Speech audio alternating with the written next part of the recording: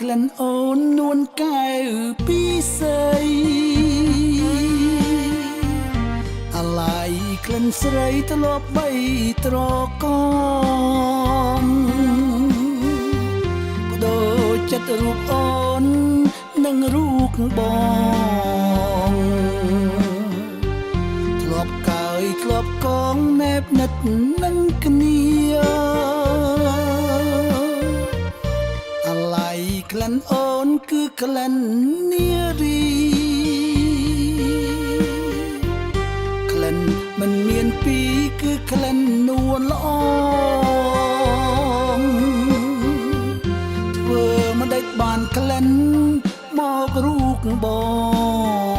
ងថាថែត្រកងស្នេហ៍ស្នងម្ដងទៀតមេត្តារូបបងផងបើអូនបានទៅគេហើយ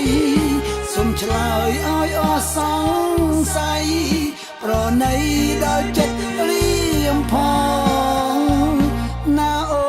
នណាក្លិនអើយក្លិនមិនគួរក្លៀតទេក្លិនបានទៅគេគ្មានអាណិតសងចិត្តរៀមនៅស្ដាយស្រណោះ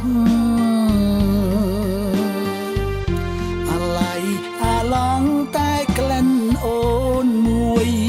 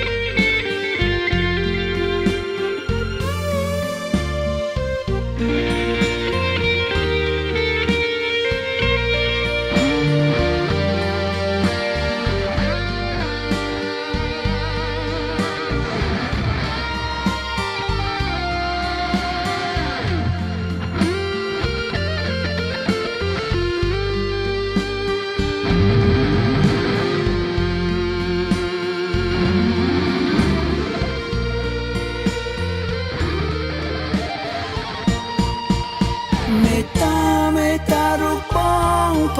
ងបើអូនបានទៅគេហើយសូមឆ្លើយឲ្យអស់សង្ស័យប្រណីដល់ចិត្តលៀមផង